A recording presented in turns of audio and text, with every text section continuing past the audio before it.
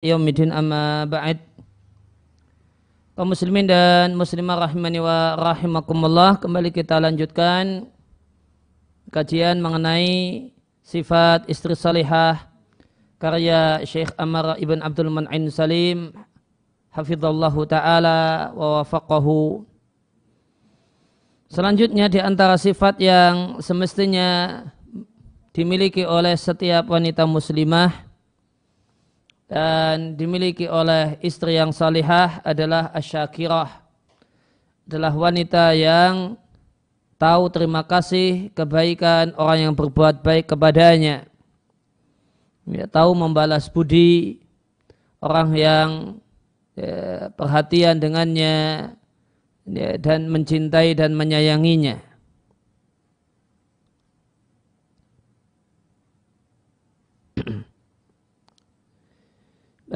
Disampaikan oleh penulis, kemudian di antara sifat wanita salihah adalah antashkurul ma'rufa, adalah berterima kasih dengan kebaikan orang yang berbuat baik kepadanya,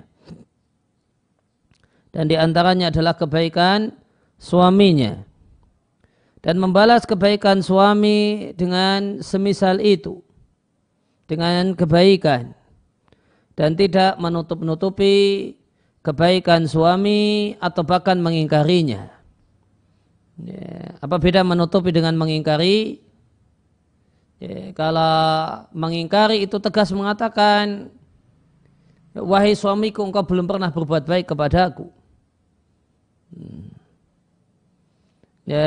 Sedangkan menutupi kebaikan, karena lagi jengkel dengan suami, maka disebut-sebutlah kejelekan-kejelekan suami tanpa mau menyebutkan kebaikan dan jasa suami. Sehingga menutupi kebaikan artinya tidak mau cerita. Yang diceritakan sisi-sisi negatifnya saja. Sisi-sisi positif, bentuk sayang, perhatian suami itu tidak mau diceritakan. Seakan-akan tidak ada. Cuma seakan-akan tidak ada. Kalau tajahaduhu, mengingkarinya, artinya menegaskan kalau itu tidak ada. Tidak ada kebaikanmu wahai suamiku padaku. Adanya engkau itu cuek, adanya engkau itu tidak punya perhatian, adanya engkau itu masa bodoh dengan nasibku dan seterusnya. Untuk kalimat-kalimat sejenis dengan itu.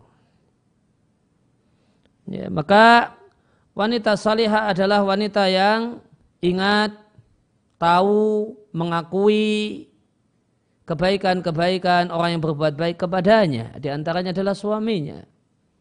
Kemudian berterima kasih dengan kebaikan suami, dengan membalas kebaikan suami dengan kebaikan, dengan membalas sikap lembut suami dengan kelembutan, membalas lapang dada suaminya dengan terima kasih yang tulus dengan lisan dan tindakan-tindakan yang mengucapkan bentuk terima kasih tersebut. Ini dilakukan imtisalan li amrillahi ta'ala, dalam rangka melaksanakan perintah Allah Ta'ala, hal jazaa'ul ihsani ilal ihsan. Tidak ada balasan kebaikan kecuali kebaikan. Maka kebaikan yang dilakukan oleh suami balas dengan berbuat baik kepada suami. Demikian juga dalam rangka melaksanakan perintah Rasul Sallallahu Alaihi Wasallam, ketika Rasul berkata kepada para wanita, iyakunna wa kufral mun'imin, waspadailah menutupi kebaikan orang-orang yang berbuat baik. Para wanita bertanya, ya Rasulullah, wa ma kufrul mun'imin? Apa itu menutupi kebaikan orang yang berbuat baik, jasa orang yang berjasa, budi orang yang memberikan budi dan kebaikannya?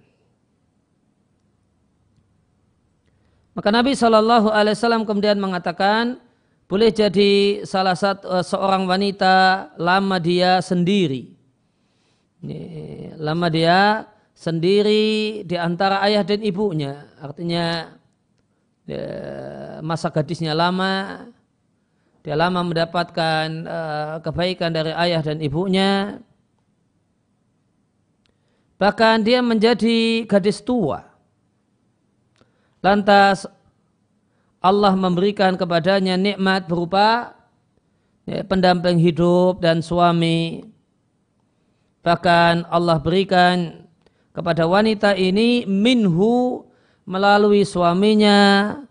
Allah berikan padanya harta berupa mahar dari suami, berupa hadiah-hadiah dari suami, hibah-hibah suami. Wawaladan, dan Allah berikan untuk si wanita ini keturunan, anak dan keturunan dari suaminya. Lantas satu ketika wanita ini marah dengan suaminya, jengkel sama suaminya, farahat taqulu, maka jadilah dia dengan entengnya mengatakan, ma ra'aitu minhu yauman khairan qattu. Dia berkata kepada keluarganya, dia berkata kepada tempat curhatnya, dia katakan tentang suaminya, aku belum pernah melihat dari suamiku sehari pun berbuat baik kepadaku. Demikian hadis yang derajatnya hasan dikeluarkan dengan redaksi sebagaimana kita baca di atas, dikeluarkan oleh Imam Ahmad dengan sanad yang hasan dari Asma bin Yazid. Sehingga apa yang dimaksud dengan menutupi kebaikan orang yang berbuat baik, dalam hal ini suami, yang dimaksud dengan menutupi kebaikan orang suami yang lama berbuat baik kepadanya adalah negasi general. Peniadaan secara total. Dalam bahasa Jawa disebut gebyah uyah, tidak ada baiknya. Pukul rata, tidak ada kebaikan suami. Dan ini adalah penyakit banyak manusia. Penyakit banyak manusia. Namun realita dan dalil menunjukkan kalau perempuan lebih dominan dalam masalah ini. Adakah laki-laki yang punya penyakit demikian? Ya, tidak sedikit. Allah berbuat baik kepadanya dengan berbagai macam kebaikan, berbagai macam nikmat, bahkan saat menderita itu pun Allah masih ngasih nikmat, dan dia katakan pada Allah, ya Allah, kenapa engkau tidak pernah berbuat baik kepadaku?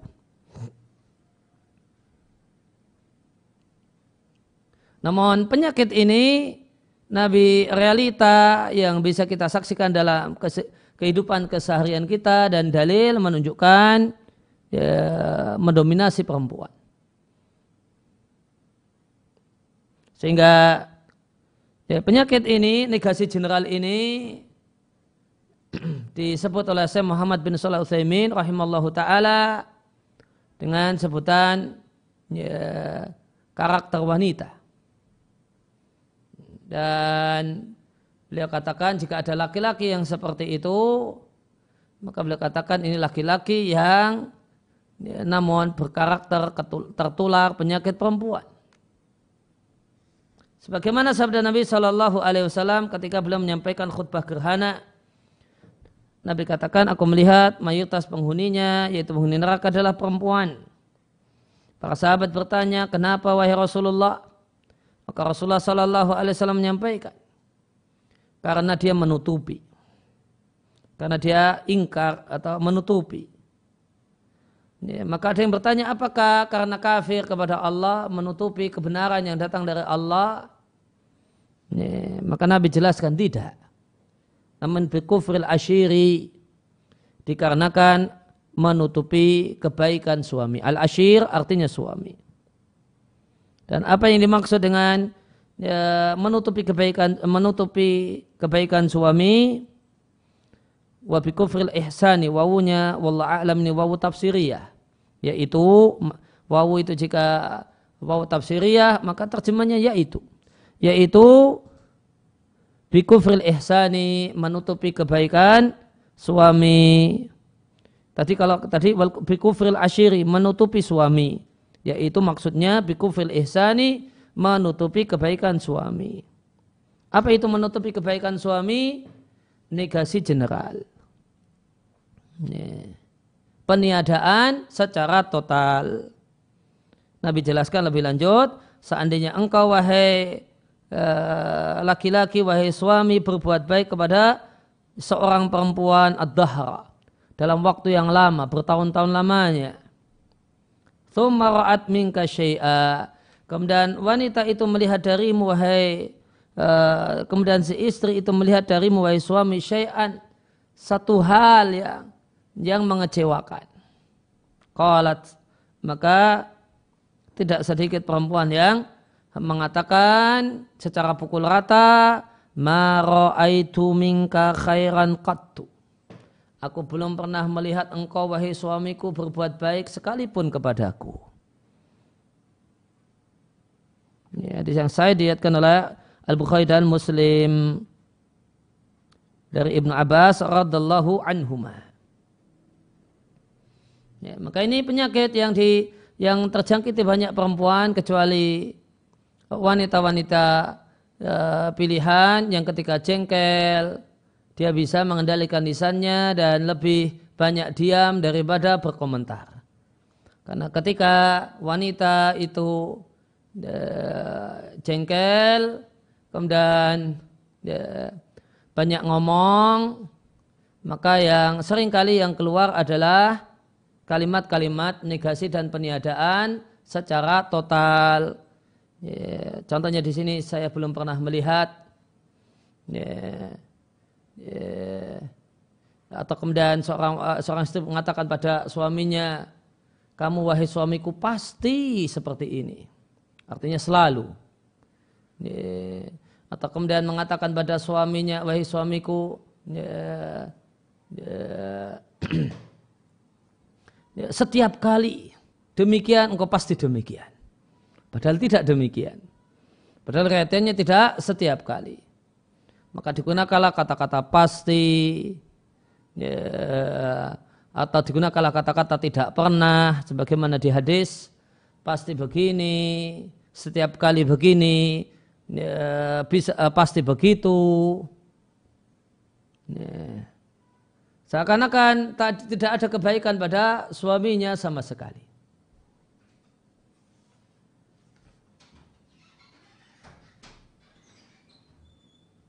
Maka kalimat negasi general semacam ini dengan mengatakan tidak pernah, selalu begini, setiap kali ini mesti itu,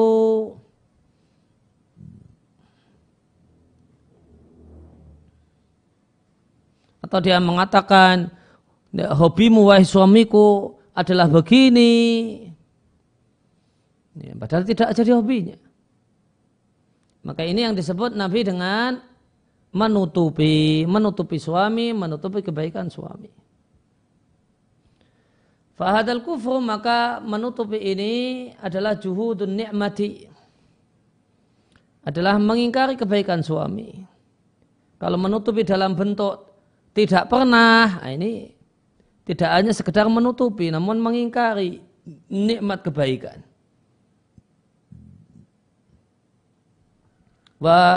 Dan ucapan semacam ini tidaklah memberikan manfaat kecuali marahnya suaminya.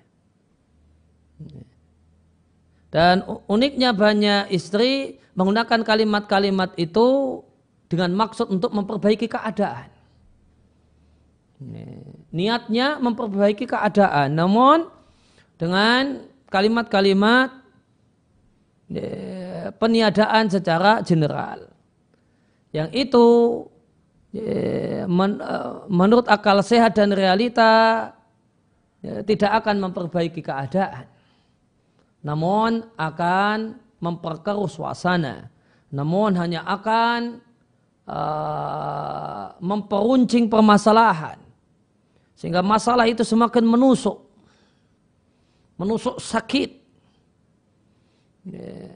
menyebabkan yang harusnya sakit itu sekali jadi berkali-kali. Dan itu hanya memancing amarah suami. wa juhudul ma'rufi, dan mengingkari kebaikan alladzi ahataha bihi zaujuha, yang suami itu berusaha, suami yang baik, suami yang cinta dan sayang istri pasti berusaha untuk meliputi istrinya dengan kebaikan-kebaikan.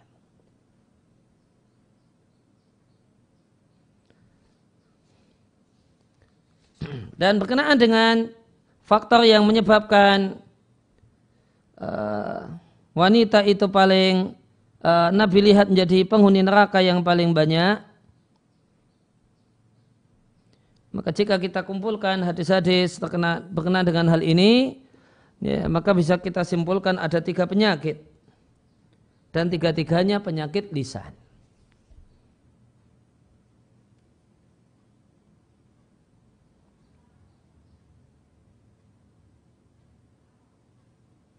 Maka ada satu nasihat yang 3 penyakit ini disimpulkan oleh Syekh Sulaiman Ar-Ruhaili. Beliau mengatakan dengan perkataan yang menarik. Beliau katakan wa 'alal mar'ati an tajtahida fi istinabi kulli ma haramallahu. Hendaklah seorang wanita yang salihah bersungguh-sungguh untuk menjauhi segala hal yang Allah haramkan. Wa tajtahida fi istinabi thalathati umurin 'azimatin. Dan hendaklah bersungguh-sungguh untuk menjauhi 3 penyakit berbahaya perempuan. 3 penyakit berbahaya perempuan. Apa itu 3 penyakit gawatnya perempuan? 3-tiganya penyakit lisan. Dan uniknya 3-tiganya penyakit lisan. Dan itu beliau katakan umurin azimah. 3 perkara besar dan 3 penyakit gawat. Yang pertama adalah kufranul ashiri, menutupi kebaikan suami.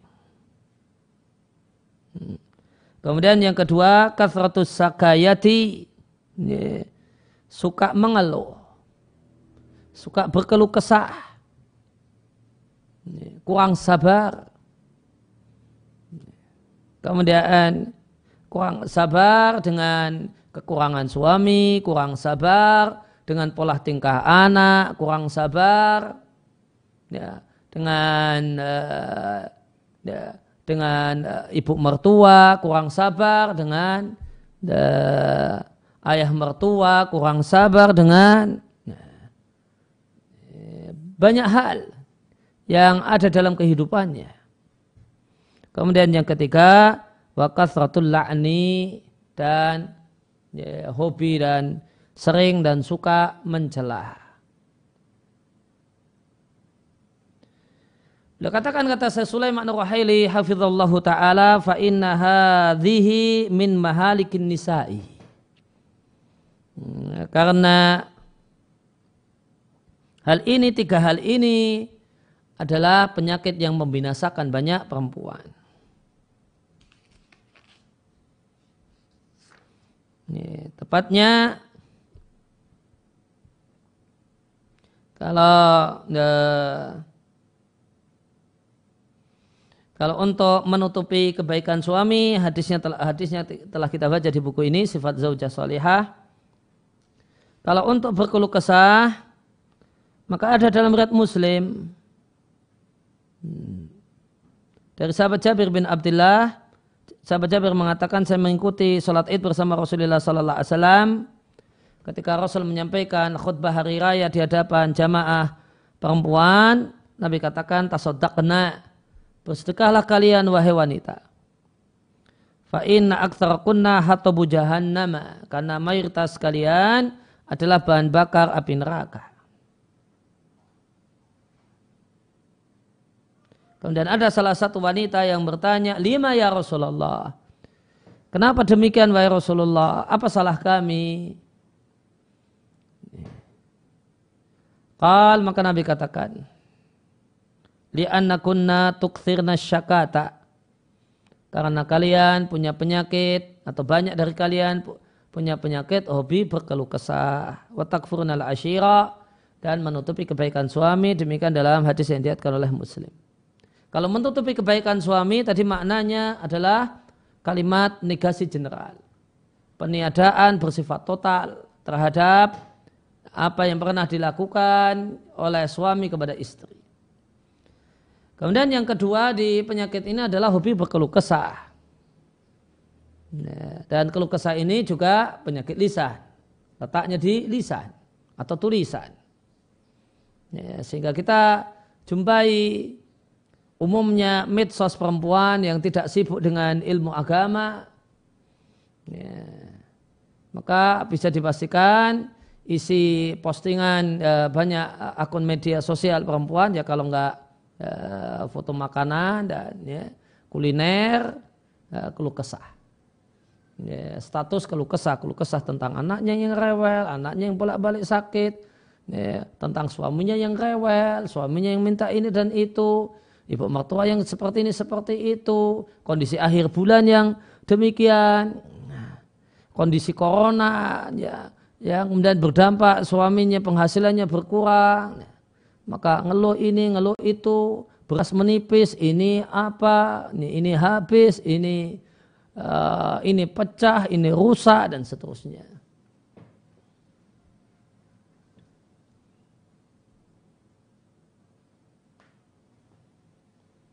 Ya, kemudian yang ketiga tadi Nabi sampaikan adalah suka mencela. Suka mencela, merendahkan, dan ini juga penyakit lisan. Dan dasarnya dalam hadis dari Abu Sa'id Al-Khudri, Nabi mengatakan kepada para wanita, ya ma'syaran nisa'i, wahai para wanita, hendaklah kalian rajin bersedekah. Karena sedekah itu punya manfaat yang luar biasa untuk mencegah seorang dari masuk neraka Allah Subhanahu wa taala. Bahkan Nabi katakan bersedekah dengan setengah dari satu butir kurma itu bisa mencegah dari api neraka Allah Subhanahu wa taala. Jika itu setengah butir kurma, gimana kalau satu butir? Gimana kalau sekian kilo kurma? Gimana kalau lebih banyak lagi?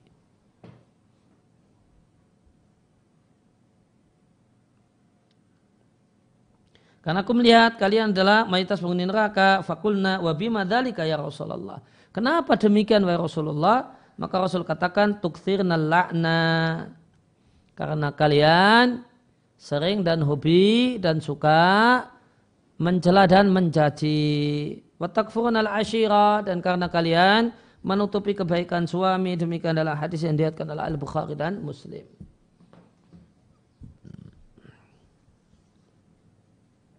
Maka banyak wanita kecuali orang-orang yang Allah lindungi, hobi mencela, hobi mencaci, boleh jadi mencela makanan, mencela sikap anak, mencela, mencaci sikap suami, mencela, mencaci, apalagi ketika dia lagi jengkel, maka semua ucapan suaminya dia cela semua. Ketika lagi jengkel, semua perbuatan suaminya dia cela semua. Dan di antara hobi perempuan mencela, suka mencela, di antara bentuk suka mencela adalah suka mungkit-mungkit kesalahan suami. Kesalahan suami yang itu sudah 20 tahun yang lewat, 15 tahun yang lewat, 10 tahun yang lewat, masih saja dibicarakan dan disampaikan dengan tujuan mencela suami. Dengan tujuan merendahkan suami. Namun padahal tindakan tersebut itu tidaklah berdampak kecuali tersinggungnya suami dan marahnya suami. Namun uniknya banyak perempuan mengatakan perbuatan ini dilakukan dalam rangka memperbaiki keadaan suami. Padahal pikiran jernih, mengatakan ini hanya akan bikin emosi suami, marah suami. Dan unik dari sikap sebagian perempuan, kecuali orang-orang yang Allah rahmati, orang-orang yang Allah sayangi, ketika dia berada dalam kondisi yang berada dalam suasana hati yang jengkel, dia itu jengkel kalau suaminya tidak ikut jengkel. Sehingga dia cari trik supaya juga suaminya jadi jengkel, supaya sama-sama jengkel dengan dirinya. Ketika lagi jengkel kok ngelihat orang lain itu nggak jengkel, itu dia jengkel. Demikian keadaan sebagian perempuan, illa man rahimallah, kecuali wanita yang istimewa, yang mampu memanage emosi dengan baik, yang mampu kemudian tetap berpikir jernih, meskipun perasaan itu berkecamuk tidak karuan. Dan itu namanya wanita yang berakal, ini namanya manusia yang berakal. Pikiran berkecamuk tidak karuan, namun pikirannya tetap jernih. Meskipun pikirannya berkecamuk tidak karuan, tindakannya, sikap-sikapnya, tutur katanya tetap tetap jernih berpikir. Kembali ke buku Sifat Zaujah As-Salihah. Disampaikan oleh penulis hafizallahu taala wa wafaqahu, adapun wanita yang salihah dan istri yang thayyibah yang salihah, maka dia tahu atau sadar dan betul-betul sadar kebaikan suami pada dirinya. Ini tentu kita bicara suami yang perhatian, suami yang punya cinta dan sayang, suami yang tidak menelantarkan. Namun karena dia manusia, suami ini tidak pernah luput dari kekurangan. Kekurangan dalam tindakan, kekurangan dalam tutur kata. Karena dia manusia, punya nafsun, punya jiwa yang boleh jadi jiwa yang jelek, punya setan yang menggoda, maka boleh jadi dia melakukan ketergincilan dalam sikap, tutur kata, dan perbuatan. Maka wanita yang betul-betul salihah, faidah ghadibat, ketika dia emosi, maka dia tidak akan menutupi kebaikan suaminya. Apalagi sampai mengingkari ihsanau, kebaikan suami. Namun yang akan dia lakukan, dia kendalikan amarahnya. Dia kendalikan amarahnya, dan kiat penting untuk mengendalikan amarah adalah diam saat marah. Dan tidak banyak berbicara, tidak menulis, tidak ngomong ketika marah. Sebagaimana sabda Nabi SAW dalam hadis yang diriwayatkan oleh Imam Ahmad dengan kualitas hasan, idza ghadiba ahadukum falyaskut. Jika salah satu kalian marah dan emosi, diamlah. Wa tatajawaz, dan maafkanlah. Dan wa tatajawaz, dan dia memaafkan hal-hal yang dia sangka itu adalah sebuah ketergelinciran. Dia pun berlindung kepada Allah Ta'ala dari kejahatan setan dan bisikan-bisikan setan. Yang setan ini ingin merusak hubungan antara dia dengan suaminya. Merusak dalam pengertian bubarnya rumah tangga. Karena ketika perempuan itu jengkel, setan datang menghembus-hembus, membisik-bisiki, memprovokasi, minta cerai, minta cerai. Maka wanita yang saleh menyadari kalau dia minta cerai, maka dia membahagiakan setan. Oleh karena itu ketika dia emosi, jengkel, lisannya, tangannya untuk minta cerai, itu dia kendalikan. Dia pun meminta ampun pada Allah Ta'ala dan istirja. Bahkan ketika marah tersebut dia berwudu dalam rangka memadamkan api amarahnya. Dan perlu diketahui bahasanya hadis tentang wudu sebagai obat saat terjadi emosi dan amarah, diperselisihkan ulama kualitasnya. Dinilai hasan oleh Syekh Ibnu Baz, dinilai dhaif oleh Al-Albani. Dan wanita salihah jika melihat kebaikan dari suaminya, syakaratuhu, maka dia ringan lisan untuk berterima kasih kepada suami. Dengan mengatakan terima kasih suamiku, jazakallah khairan, itu ucapan dengan lisan.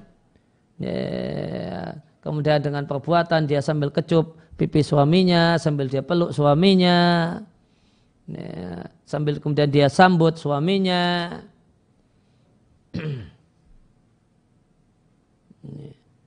Dan dia lengkapi dengan dia puji suaminya gitu. Ya, bagaimana bentuk berterima kasih dengan kebaikan suami? Bikauliha, dengan kata-kata.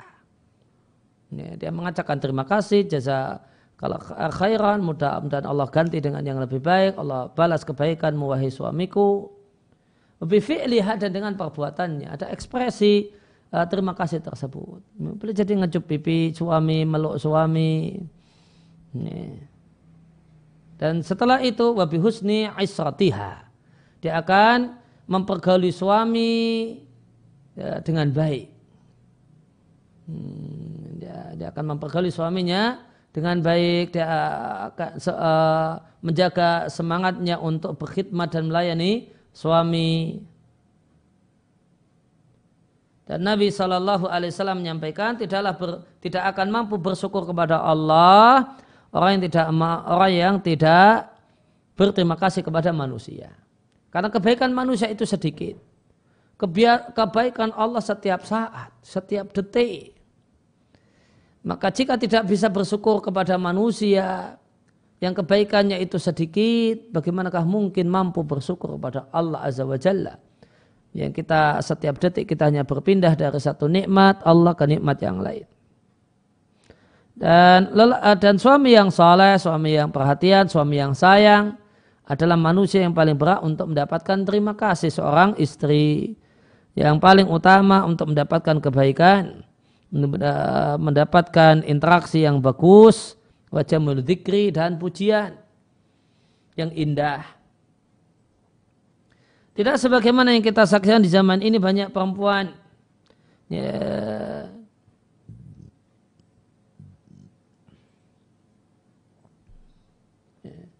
banyak perempuan yang tidak memperhatikan dan menimbang, punya rasa malu, hashma, rasa malu kepada suami, sehingga bisa mengata-ngatai suami sepuas hatinya.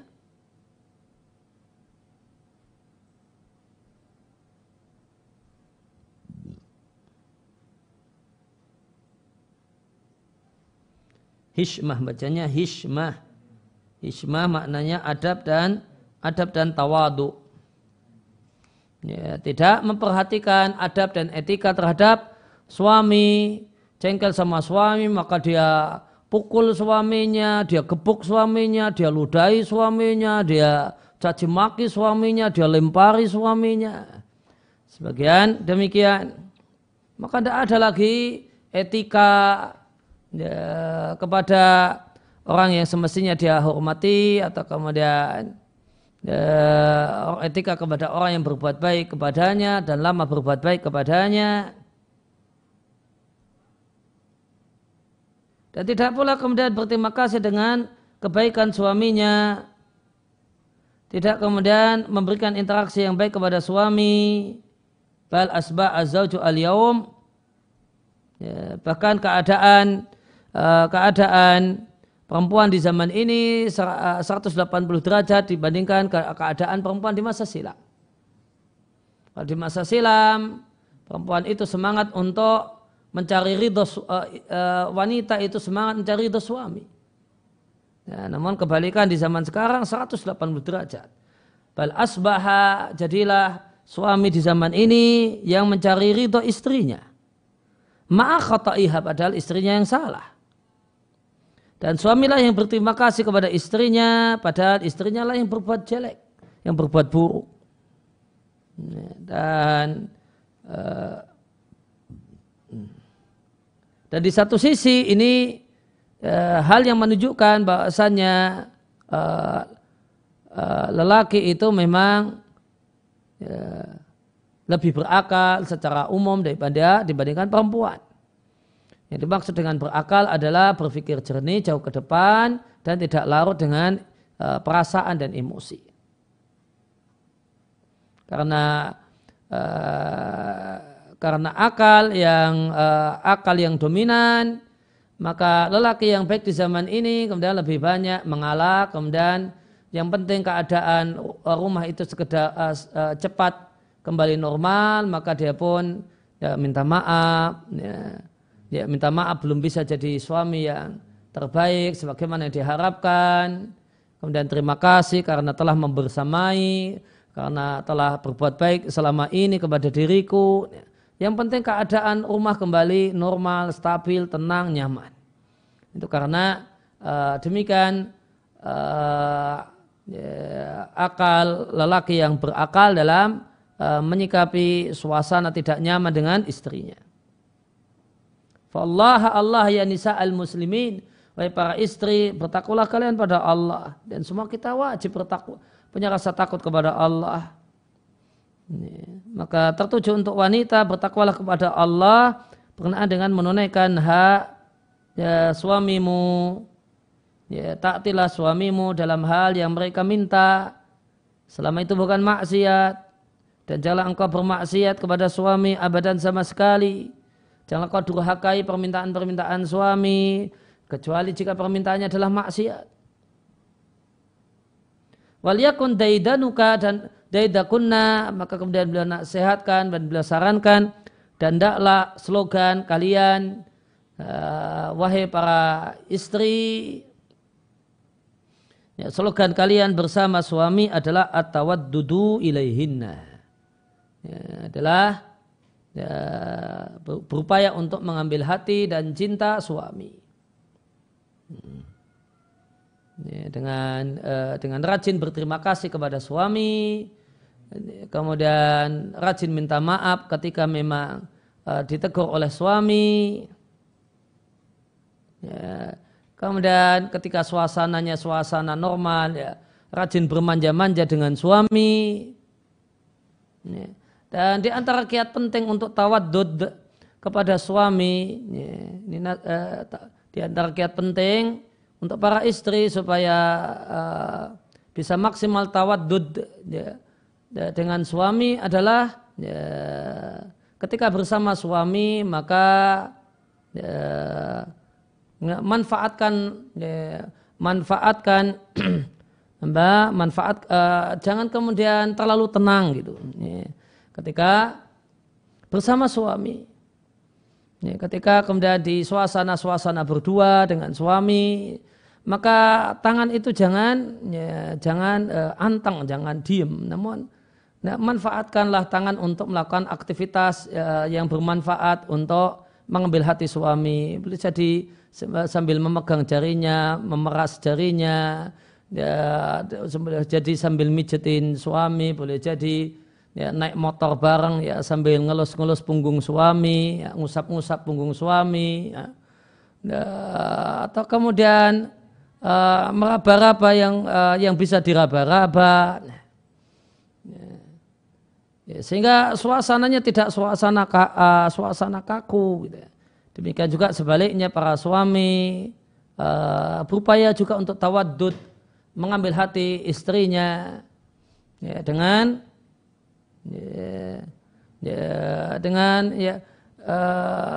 tangan dan yang lainnya tidak anteng, tidak diem terus gitu ya. Dengan rutin dan sering mencium istri, kemudian ketika bersama tangannya tidak anteng, kemudian boleh jadi pegang jarinya, kemudian meremas jarinya dengan remas lembut dan seterusnya, mengusap-usap yang bisa diusap-usap, kasih pijatan-pijatan lembut dan seterusnya, kasih bisikan-bisikan gitu. Rajin gombal gitu kan, rajin gombal. Karena Nabi sampaikan bahasanya di antara dusta yang boleh adalah dusta seorang suami kepada istrinya, untuk dan mendekatkan hati suami istri. Apa itu terjemahnya dalam bahasa kita? Gombal gitu. Dan demikian juga di antara dusta yang boleh istri ya, ya, ya, istri kemudian bohong kepada suami dalam rangka mengharmoniskan suasana. Ya, terjemah praktisnya apa? Gombal sama suami. Meskipun sebenarnya kecewa dengan suami, namun tetap perasaan kecewanya itu agak disingkirkan, kemudian tetap bisa gombal sama suaminya dengan mengatakan sayangku, cintaku atau yang lain. Padahal sebenarnya jengkel sama suami. Terus apa itu cintaku, sayangku? Ya cuma sekedar gombal saja gitu. Bolehkah demikian? Boleh. Wa syukru lahum dan berterima kasih kepada suami, wa adami min kaulin dan senantiasalah berkata semoga Allah memberikan balasan kepadamu wahai suamiku dengan sebaik-baik balasan, ya, atau semoga Allah senantiasa menolongmu dan membantumu ala birina untuk berbuat baik kepada kami, dan semoga Allah membantu kami, menolong kami untuk taat kepadamu wahai suamiku, atau kalimat-kalimat yang lainnya yang semakna dan semisal. Demikian yang bisa kami sampaikan kesempatan siang hari ini. Wassallallahu ala nabiyina Muhammadin wa ala alihi wasallam wa ruda'wana alhamdulillahi rabbil alamin.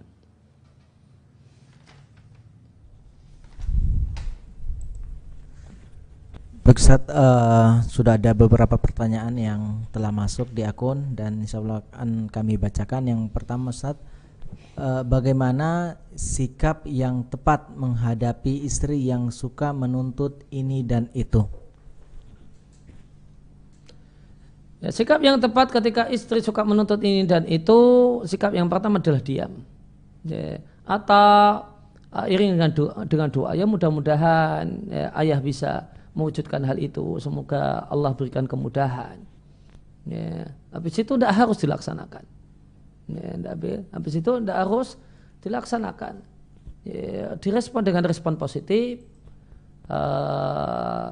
Ya, respon positifnya doa, semoga Allah mudahkan, semoga Allah bantu, semoga Allah tolong. Ya, ya. Kemudian yang kedua adalah mendidik istri dengan baik. Sampaikan kepadanya nafkah apa yang diwajibkan oleh agama, nafkah yang diwajibkan oleh agama, yang wajib atas seorang suami untuk dia berikan pada istrinya. Karena sebagian istri itu suka menuntut karena dia kira semuanya wajib dipenuhi oleh suami. Semuanya jadi tanggung jawab suami. Ya, maka dia nuntut dia nuntut jajet ini dan itu, nuntut kemudian dibelikan kendaraan. Ya, padahal itu tidak termasuk nafkah suami. Jadi nafkah yang wajib diberikan oleh suami. Ya, bukan bagian dari nafkah membelikan pulsa data internet untuk istri, tidak termasuk. Nafkah wajib yang wajib ditunaikan oleh suami pada istrinya itu bahasa cinta suami, bukan bahasa hukum. Ya, itu bahasa cinta, karena cinta sayang maka belikan pulsa, belikan ini, belikan itu. Nuntut untuk belikan gelang, kalung, ya, gelang tangan, gelang kaki, ya, kalung, cincin ini itu. Kenapa ini dituntut? Karena dia merasa suaminya wajib memenuhinya. Ya, padahal itu tidak wajib. Seandainya suami memenuhi permintaan istri atau kemudian tanpa permintaan dia belikan istrinya kalung ini dan itu, ya, itu bahasa cinta bukan bahasa hukum. Ya, itu adalah kebaikan suami karena cintanya, karena sayangnya, karena dia ingin mengambil hati istrinya. Karena tawaddud, karena ingin mengambil hati dan cinta istri. Yang hendaknya hendaknya istri kemudian menyambut gayung dari suami tersebut. Sehingga ya, keinginan suami untuk mengambil hati istrinya itu tidak bertepuk sebelah tangan.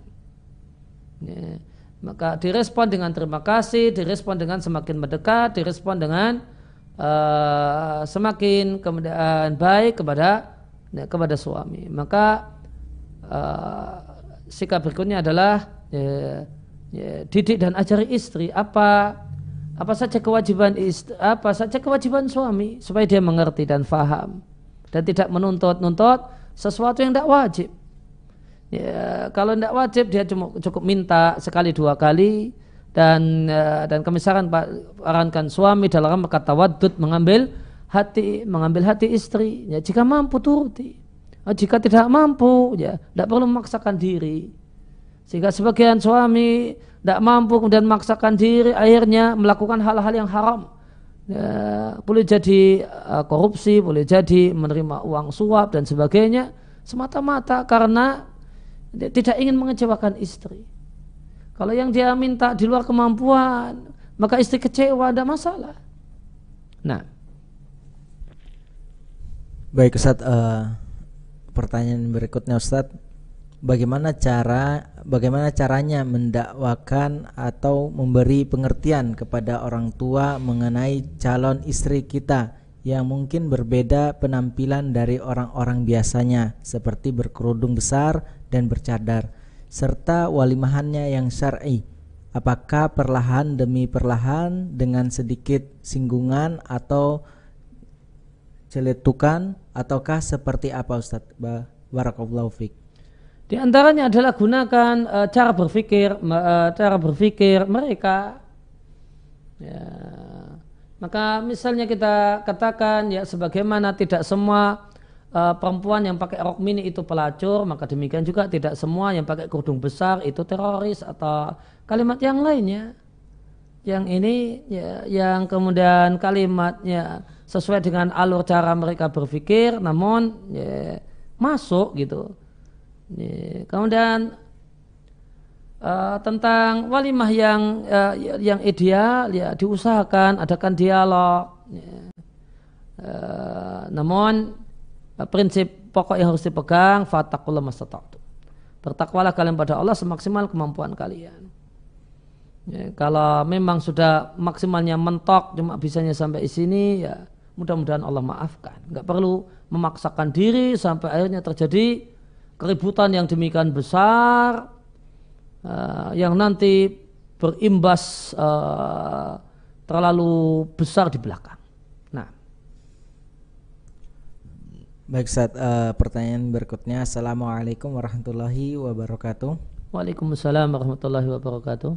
Bolehkah seorang istri menjelek-jelekan suami di hadapan perempuan-perempuan lain dengan alasan supaya tidak ada yang mau dipoligami oleh suaminya? Jika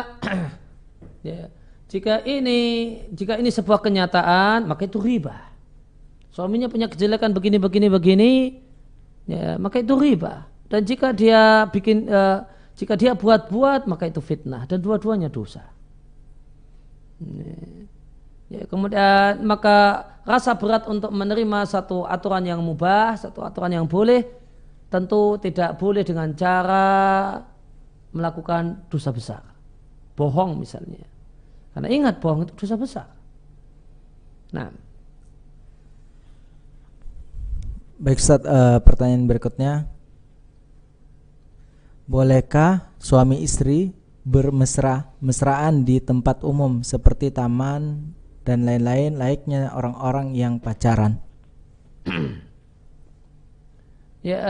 Normalnya orang-orang soleh malu melakukan hal itu.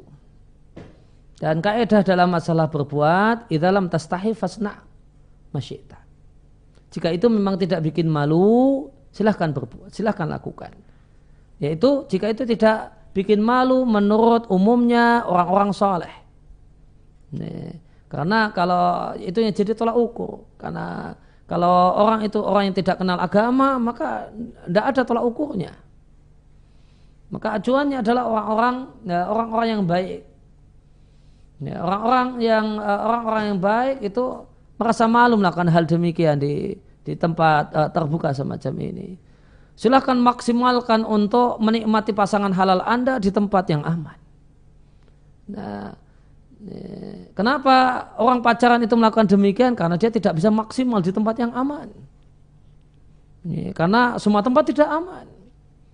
Maka jika pasangan ini adalah pasangan yang halal, maksimalkan menikmati pasangan yang halal. Sehingga tidak perlu lagi melakukan hal yang memalukan seakan-akan tidak punya tempat untuk kemudian mengekspresikan hal tersebut.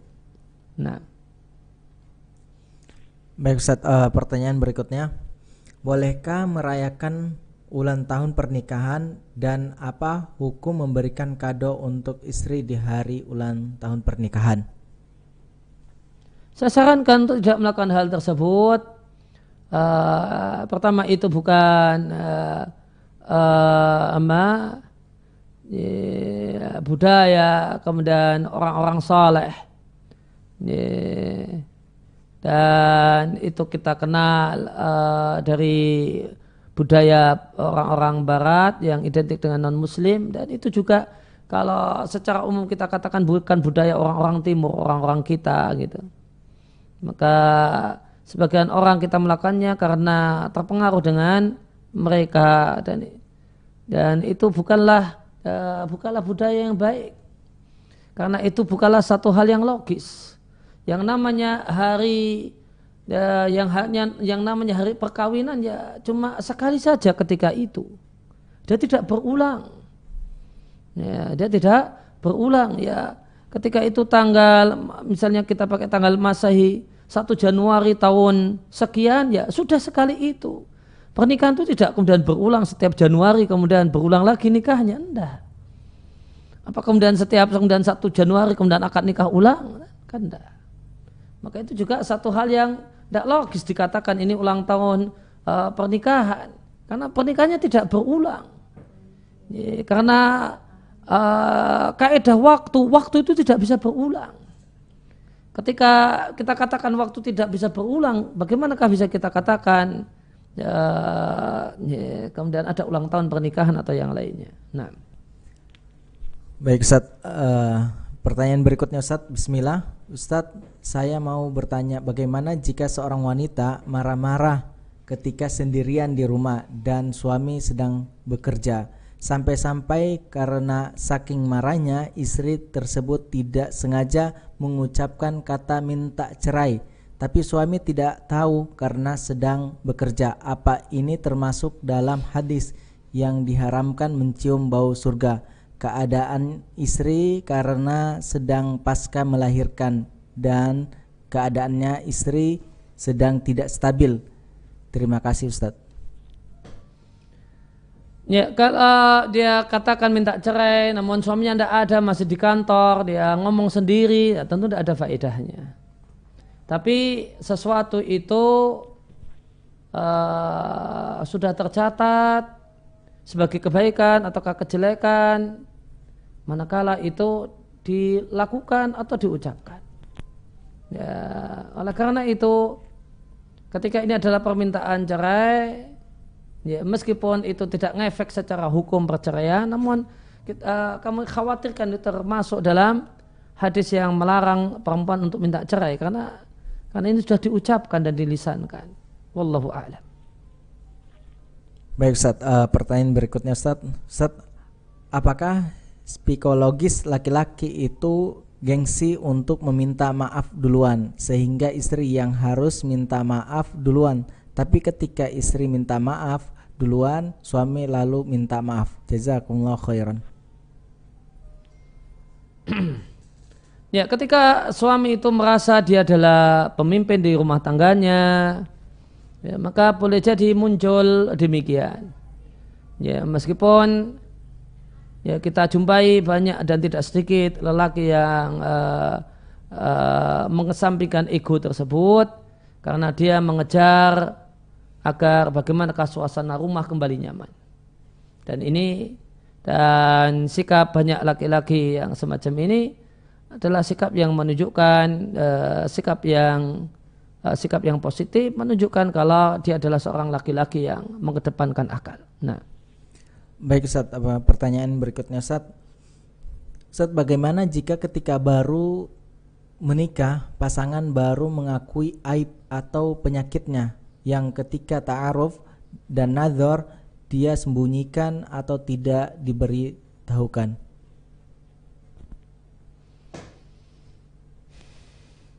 Ya, ya, jika dia ketika dia kenalan dia mengatakan sehat, tidak punya penyakit apa-apa, sehari setelah nikah kemudian ternyata penyakitnya ini dan itu, maka ini penipuan. Ya.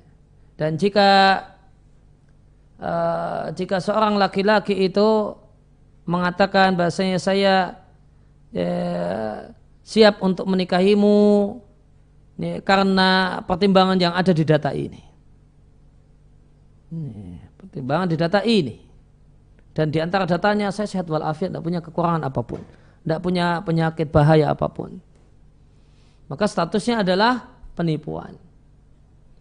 Ya, dan jika demikian, ya, maka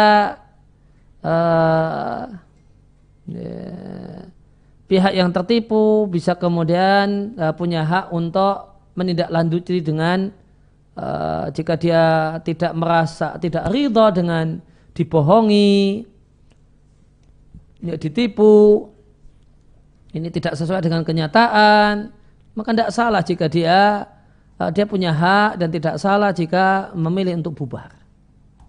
Ya, namun jika kemudian dia ridha, ya, dia akhirnya menerima, ya sudah.